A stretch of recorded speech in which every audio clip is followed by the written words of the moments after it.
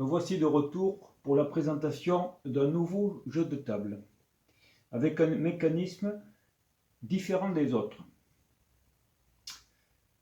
Et c'est un mécanisme assez particulier, vous allez le voir. Alors, il s'agit d'un jeu qui s'appelle donc le révertier. Le révertier, c'est écrit comme ça. Bon, il a eu une autre appellation qui était celle de réverquier. Celle de réverquier. Donc, si vous voulez, révertier, vous voyez, et donc, changeons en réverquier. Réverquier.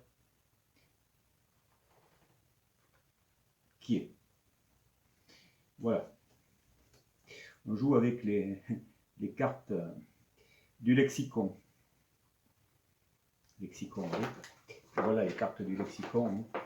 Mais c'est ce jeu, un jeu très ancien, c'est un petit du XXe siècle, mais très intéressant.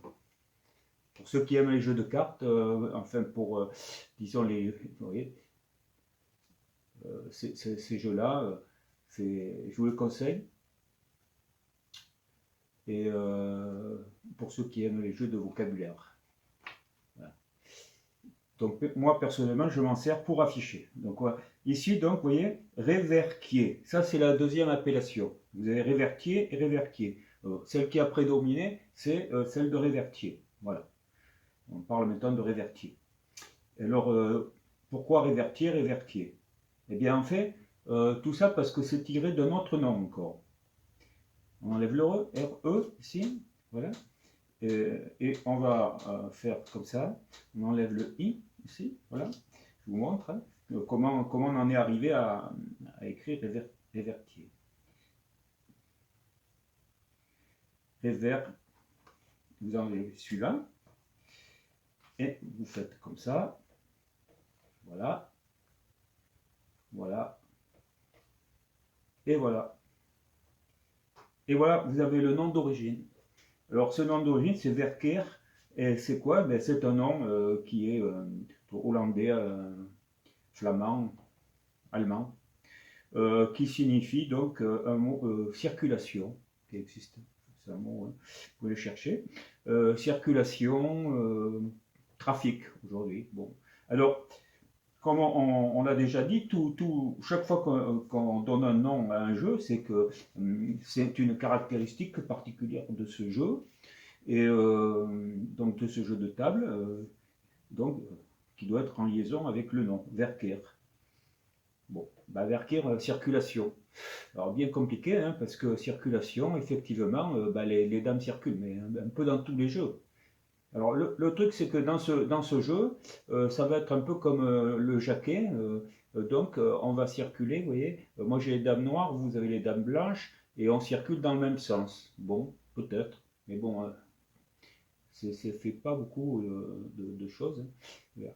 Après, certains pourront dire que c'est circulation, parce que c'est un trafic, il y a beaucoup de circulation en fait, parce qu'effectivement, vu la caractéristique du jeu dont je vais vous parler après, il y a beaucoup de renvois, comme vous savez que quand au backgammon, lorsque une dame isolée, on prend la place d'une dame isolée adverse, cette dame isolée doit repartir au début et refaire toute la circulation. Donc en fait, on va trouver beaucoup de circulation.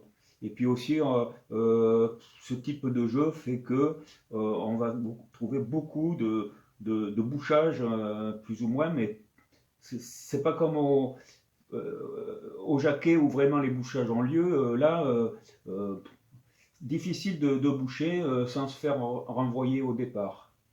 Bon, donc il y a beaucoup de circulation en fait des dames, de même dame va circuler beaucoup, voilà. Peut circuler beaucoup. En fait, c'est un jeu très intéressant et qui a été dont la règle a été écrite donc toujours pareil en 1698, voilà, ici par 698, 699, ça dépend des éditions, et qui a été écrite à la suite du traité sur le jeu du tric-trac. Il n'y a pas de nom d'auteur, Par contre, il est connu pour, selon l'imprimeur, l'éditeur, Henri Charpentier. Voilà. Alors là, par exemple, ça c'est l'édition de 1715 du jeu du tric-trac. Je vais essayer de vous montrer, je ne sais pas si vous allez pouvoir voir, voilà, ici, vous voyez, d'accord, une très belle édition. Et donc à la fin, vous avez trouvé les règles, là, je ne sais pas si vous voyez, les règles du révertier. Voilà, les règles du révertier. Les règles du révertier. Alors, les règles du révertier, donc ce sont les premières règles à avoir été imprimées. Bon, c'est 1698, 1699. Et ensuite, on les a retrouvées dans toutes les académies des jeux universels des jeux, tout le 18e siècle, et puis au 19e. C'est les seules règles qui existent, hein, et qui ont toujours été reprises. Bon, c'est un jeu dont l'auteur, dont je vous dis qu'on ne connaît pas le nom, dit que c'est un jeu qui peut faire concurrence au trick-track, alors qu'à l'époque, c'est quand même c'est un crime de lèse-majesté, je dirais, parce que le trick-track, c'est le grand jeu des jeux de table. Ça, vous pouvez le voir dans mes vidéos sur le jeu de trick-track. Et là, vous voyez, premier chapitre, de l'excellence et de la beauté de ce jeu. Je parle du jeu du révertier, voilà, et l'origine de son nom. Vous voyez, voilà. Alors, tous ceux qui savent ce jeu conviennent qu'il est le plus beau de tous les jeux de table. Voilà, clac, c'est dit, voilà. Et disent qu'il est plus difficile à bien jouer au révertier qu'au trick-track. Quoique le trick-track paraisse d'une plus grande étendue, ça on l'a vu, hein, dans les vidéos. Vous allez voir que ça va être vite expliqué, la règle du jeu. Voilà. Bon, en effet, l'on découvre tous les jours l'excellence du révertier, etc., etc. Alors, par contre, ceux qui disent aussi, ce qu'ils disent, c'est surtout que c'est un jeu qui demande moins de concentration, surtout. Hein. Voilà, c'est pour ça, hein, voilà. Et d'autre part, ils disent que il est même meilleur que le toute table. Le toute table, c'est le backgammon. Voilà, en français, c'est le backgammon. Voilà. Alors, quant à l'étymologie, l'origine du nom, je vous dirai ce qu'il en est. Donc, on a dit au départ Verkeer. Et puis,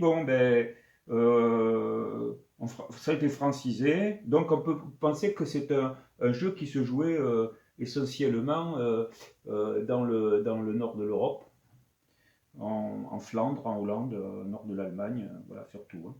Et donc, alors si on francise, le Verkeer, là, devient effectivement, pour faire, voilà, il va dire comme ça, Verkier. Verkier, tout court. Et puis ensuite, parce qu'on le retrouve, ce jeu, quand même, dans la littérature au XVIIe siècle, assez souvent. Hein. Et donc, on va trouver ensuite qu'on va lui ajouter le mot réverquier. Ré, donc, à nouveau. Donc, une circulation à nouveau. Bon. Et puis ensuite, comme ça paraît, je pense pas très explicite, on enlève ceci, d'accord, et on reste ici, voilà, ici comme ça. Voilà. En fait, non, on avait tout à l'heure réverquier, et maintenant on va avoir révertier. Voilà. On est passé de réverquier à révertier. Verquier, réverquier, verquier, réverquier, et ensuite révertier, et on en reste à révertier. Alors révertier, qu'est-ce qu'il nous dit? Il dit, écoutez, voilà, certains disent que c'est parce que les dames vont être renvoyées au début, mais il dit, bon, ben alors dans toute table, on devrait l'appeler aussi réverti à ce moment-là. Ça va de sens. Et donc, il pense, lui, il dit plutôt, que c'est dû à une autre caractéristique, c'est que lorsqu'on sort les dames, lorsqu'on sort les dames, donc moi je vais sortir les dames noires, au lieu de les sortir dehors, je dois les remettre là où était le talon au départ. Donc en fait, les dames qui sortent reviennent à l'endroit. Donc ça viendrait donc de révertérer, hein, révertérer, bon, on pourrait sortir le dictionnaire latin, hein, voilà, et puis révertérer, ok, on va voilà, réverto, révertis, révertérer, retourner, revenir, voilà, bon ben, ok, bon ben, on revient. Donc on revient à là où on est, d'où on est parti. Donc, et bon, de réverter, on a fait révertier. En fait, c'est un mix de révertier et de révertérer. Donc l'idée, ça serait que la caractéristique, et là ça aura un sens, hein, que c'est que les dames circulent, comme le vertir, et reviennent comme révertérées. Voilà ce que j'avais à dire sur l'étymologie du jeu, du nom du jeu. Ceci étant fait, et après on en pense ce qu'on en veut, nous allons expliquer comment fonctionne ce jeu. Donc le point de départ c'est celui-là, hein, on retrouve le jeu de Jacquet, mais voilà, on retrouve le jeu de Jacquet au niveau du départ. Et voilà, puis et ensuite, qu'est-ce qu'on va faire? Eh bien moi, j'ai les noirs, vous avez les blancs. Les noirs, ils doivent circuler premier cadran, deuxième cadran, troisième cadran, quatrième cadran, et ils sortent. Alors donc, comme ils le disent dans la règle, dès le départ, il dit, bon, mais les dames doivent revenir là où elles étaient parties. Au lieu de les sortir sur la table, on va les mettre ici. Et cela suppose que la place soit libre. Voilà. Quant aux blancs, ils vont dans le même sens, ils circulent dans le même sens. Donc premier cadran, deuxième cadran, troisième cadran, quatrième cadran. Vous sortez et vous revenez ici. Donc c'est le révertéré, révertier. Voilà ce qu'on avait à dire sur les règles. On se joue donc avec 2 dés, seulement 2 dés. Voilà. Et puis, les doublés, donc lorsqu'on a 2 dés qui donnent le même chiffre, le même nombre de points, 6 et 6 par exemple, eh bien, ils vont se jouer comme au backgammon, donc 2 fois, voilà, 2. Au lieu de jouer 2 6, on va en jouer 4. C'est comme si on avait 4 6. Ouais, pour les 4, on aurait 4 4, etc. Voilà. Alors, c'est toujours pareil, hein, on doit toujours jouer le maximum de points à mener. Si on peut jouer les 2 dés, il faut jouer 2 dés. Si on fait un doublé, ça fait 4, c'est comme s'il y avait 4 dés, on doit jouer 4 dés. Si autrement c'est 3, etc. Et dans le cas où on ne peut pas tout jouer, il faut toujours jouer les dés les plus forts, etc. Voilà. Bon, ça, on ne revient pas là-dessus, hein, c'est la même règle que vous allez trouver sur le Jacquet, par exemple. Donc, ça, c'est une règle assez générale sur l'utilisation des dés.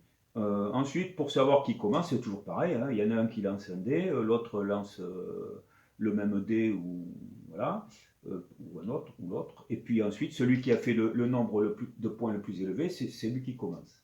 Voilà. Alors, quand il commence, qu'est-ce qu'il va faire? Bon, ben, il va tout simplement avancer, et puis chercher à venir là et sortir, on l'a dit. Et là commence la difficulté. Parce qu'à ce jeu, contrairement aux autres jeux de circulation, il y a une particularité, c'est que vous voyez, donc, vous avez un sens aller, le jeu aller, on va dire, et vous avez un jeu retour. L'aller et le retour, pour vous. Hein. Pour moi, l'aller et le retour. Et bien, dans la partie aller, donc qui va d'ici jusqu'ici, vous n'avez pas le droit de mettre plus d'une dame sur chaque case. C'est interdit. Ce qui les rend très vulnérables par rapport à l'adversaire.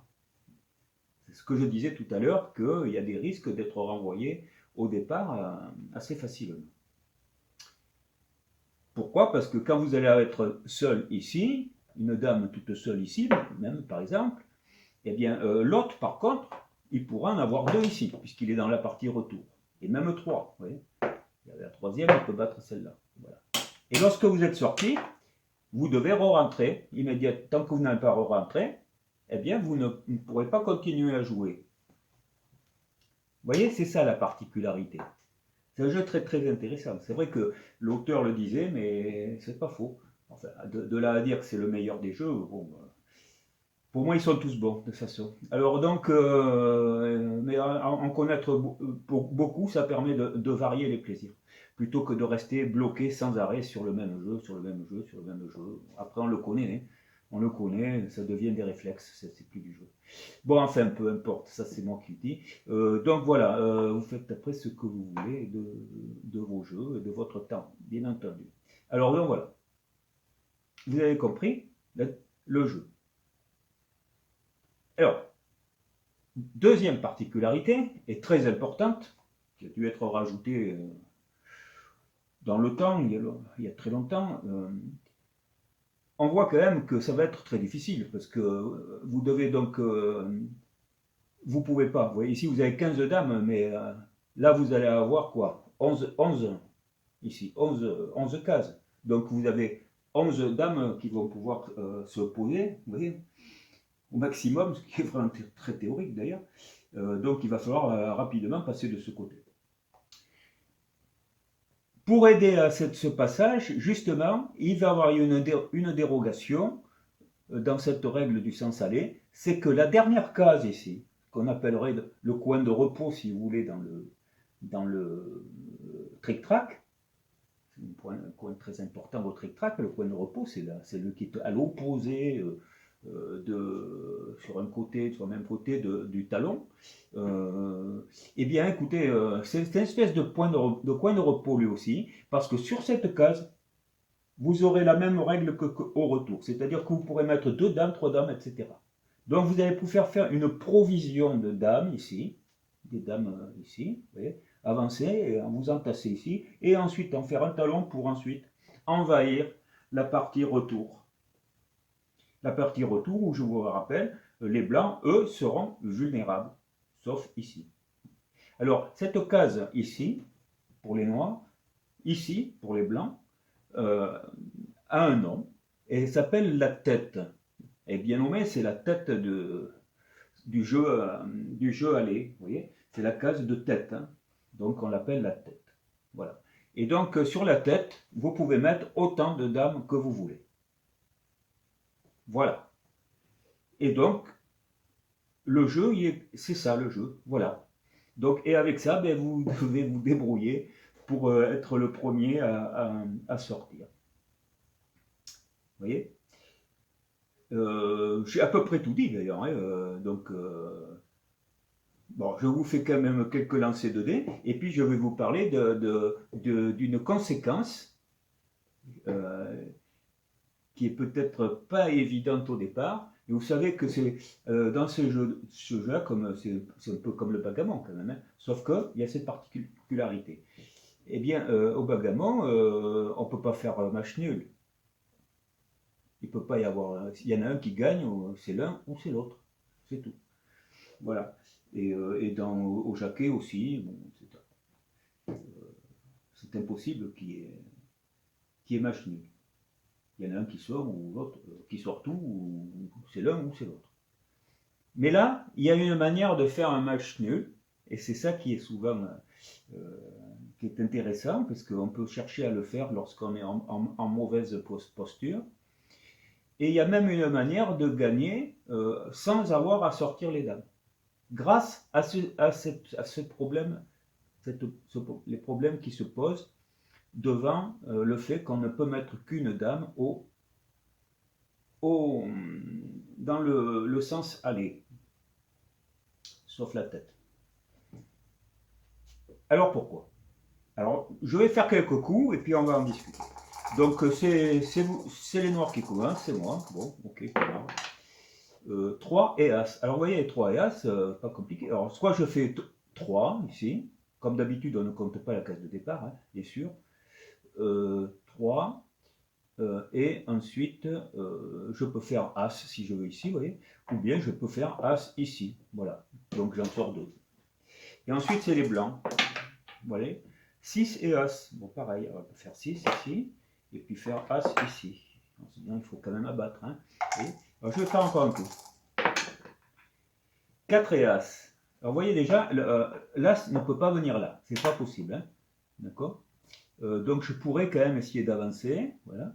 Ou bien, je vous montrer la manière de mal jouer. Je vais faire 4 ici, par exemple, et l'As, je fais ici.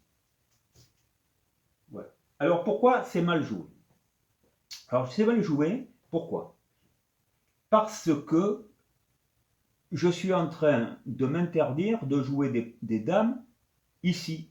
Je ne me laisse plus que 2 cases ici. Vous voyez, avec le talon, je peux jouer du 2 et du 4, c'est tout. Donc je me auto-bloque, vous voyez, de 4 bien sûr, et du 6. Alors si je fais, je peux passer là, hein, mais vous imaginez le problème. Alors, plus j'en mettrai, et plus je me bloquerai.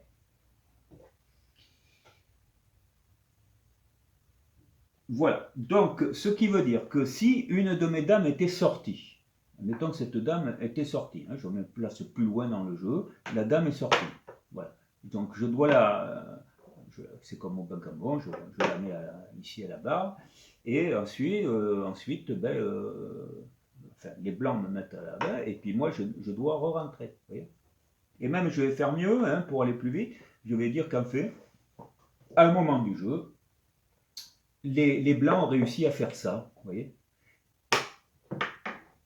et comme ça. Vous avez par exemple, ils étaient ici, ils ont fait un double 6, clac, ils m'ont battu, et ils m'ont envoyé ici. Voyons cette position. Analysons-la vite fait. Les noirs doivent rentrer, c'est obligatoire. S'ils font un 6, ils ne peuvent pas rentrer. S'ils font un 5, ils ne peuvent pas rentrer parce qu'il y a 2 dames. Il n'y en aurait qu'une, ils pourraient rentrer. Mais là, ils ne peuvent pas. S'ils font un 4, ils ne peuvent pas rentrer. Pareil. Donc, ils peuvent rentrer où?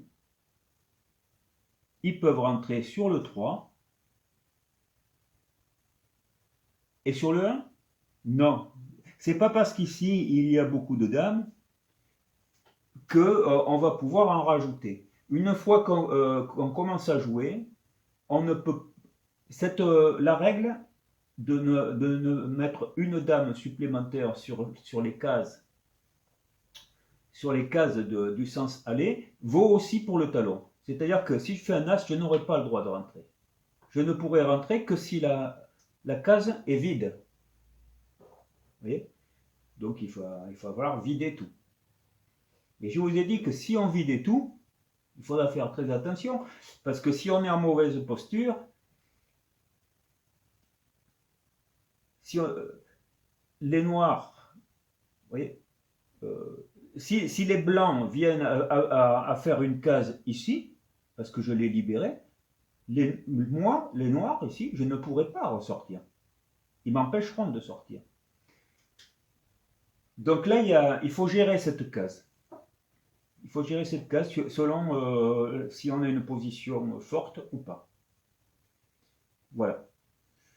Donc, voilà, vous voyez donc que si je me mets dans cette position, je n'ai plus qu'une seule case. C'est jouable, hein? C'est jouable puisque je peux faire du 3. Essayons. Je saute les étapes, hein, vous voyez, je m'occupe que d'un cas de figure. Donc là, maintenant, je suis encore les noirs, c'est encore moi, et je dois rentrer cette dame. Je lance. 3 et 2. Je rentre. Et le 2. Ben le 2, je ne peux pas le jouer avec celui-là, ni celui-là, ni celui-là, ni celui-là. Donc, je suis obligé de jouer avec celle-là.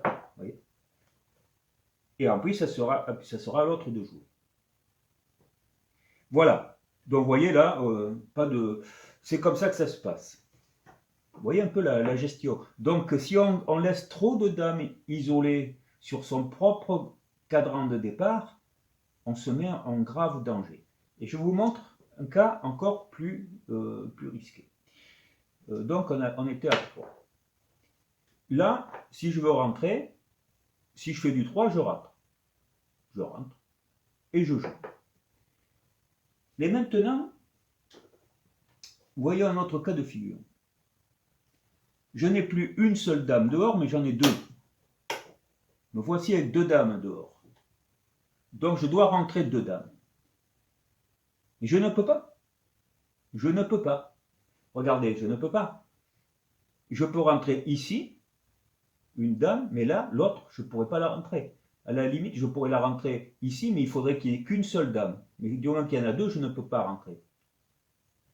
Alors, je ne m'auto-bloque pas vraiment parce que je me laisse moi-même deux cases libres, théoriquement. C'est-à-dire que quand il va avoir sorti au moins une dame, j'aurai la place libre pour revenir. Donc, je suis toujours en jeu. Je suis toujours en jeu, on est d'accord? Je suis toujours en jeu. Cependant, la règle dit que dans un cas comme celui-ci, où je sais pertinemment que sur mon coup de dé, je ne pourrai pas rentrer mes deux dames, alors je n'ai pas de façon de quoi rentrer, de place pour rentrer le nombre de dames que j'ai dehors. Ah si, c'était 3, 4, etc., c'est pas rien. Et donc, à ce moment-là, j'ai le droit de ne pas jouer du tout et de laisser à mon adversaire le soin de le faire. Il joue. Il continue, je laisse jouer et je saute mon tour. Pourquoi? Parce que si je fais un 3, et puis quel que soit l'autre chiffre, je ne pourrai pas, l'autre nombre de points, je ne pourrai pas jouer. Donc je vais en rentrer qu'un. Et l'autre, qu'est-ce qu'il peut faire? Eh bien, il peut recommencer à me battre, etc. Et on recommence, quoi. Vous voyez. Donc, si vous voulez y jouer, vous pouvez le faire. Mais si vous ne voulez pas, vous dites à l'autre joueur de le faire et vous avez le droit de sauter votre place. C'est tout. C'est pour gagner du temps dans le jeu. Voilà. Donc ici, il n'y a pas... Le jeu continue de toute manière. Mais, arrivons à une autre situation où... vous voyez, j'ai deux dames dehors et j'ai deux places de libre. D'accord? J'ai deux places de libre. Supposons que l'autre joueur a aussi fait cette case. J'ai toujours deux places de libre parce que à un moment donné, il va les libérer, mais je ne peux pas jouer, c'est tout. Là, c'est même pas un choix, je ne peux pas jouer. Voilà. Mais bon, ben, j'ai plus qu'à attendre que ça se libère. Mais j'ai toujours deux. Si j'avais une autre dame qui se baladait, je ne sais pas où,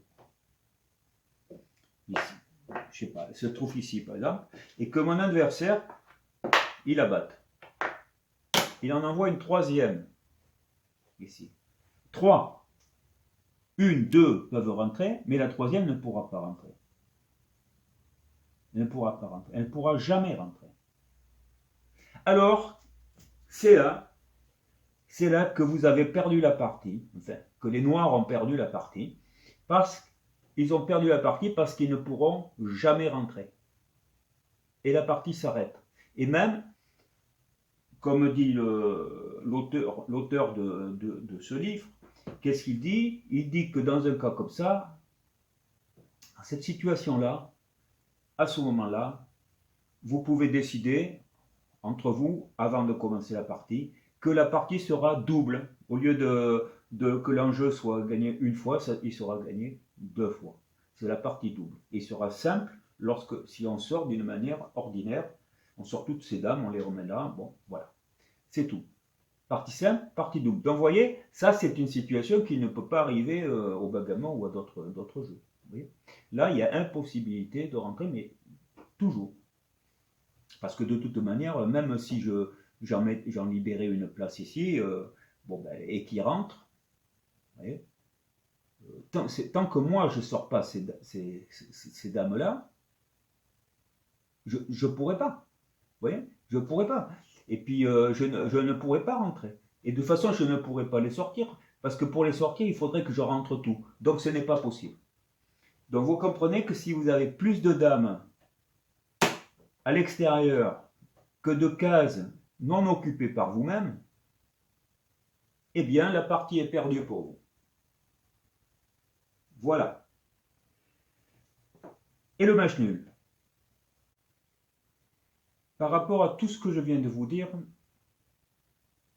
il n'y aurait rien à redire, si ce n'est que de parler de la possibilité de faire un match nul. Alors, comment peut-on faire un match nul? Voilà la question.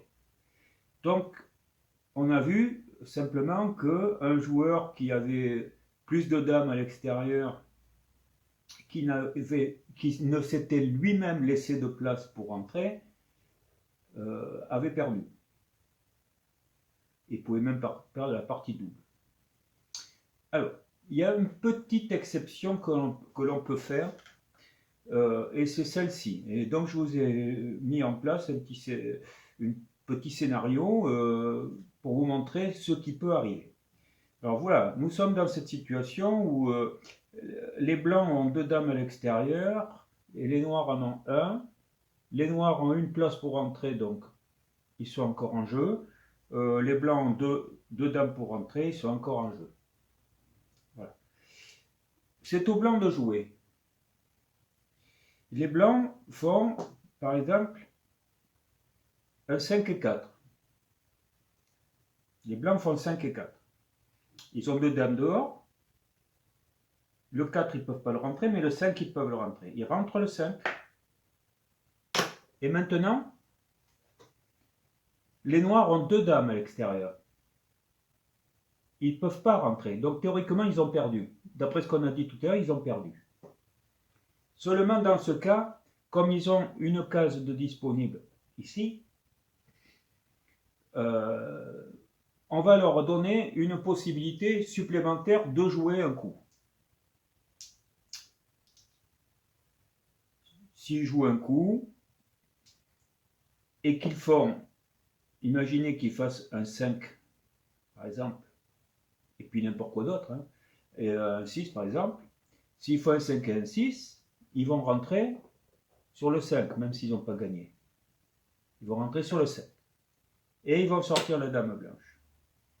La dame blanche, à ce moment-là, se retrouve avec 2 dames.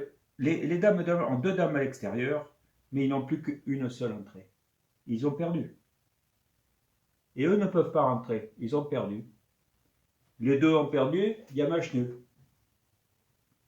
Voilà, une possibilité de faire match nul. Et voilà, c'est ce qu'on appelle un match nul. Donc, dans ce cas-là, vous voyez, mais bon, ça ne peut arriver que dans des cas très rares. Et ils doivent être faits de manière successive, quoi. Un coup, dans le même coup, en gros. Un lance les dés, l'autre ensuite, et on juge et c'est terminé. Mais on ne va pas plus loin. Et voilà. Voilà tout ce que j'avais à dire sur le révertier. Bon, je ne vous montre pas la sortie des dames parce qu'elle est classique. Sauf que je vous ai dit qu'il faut que la case du talon ne soit pas occupée par 2 dames adverses. Autrement, on ne pourrait pas sortir. Voilà, c'est tout ce qu'il y avait à dire. Et c'est un jeu assez compliqué. Au niveau, vous avez vu que la gestion du premier cadran est vraiment la grande force de ce jeu. Donc voilà, je ne vais pas aller plus loin. Tout ce que j'avais à dire.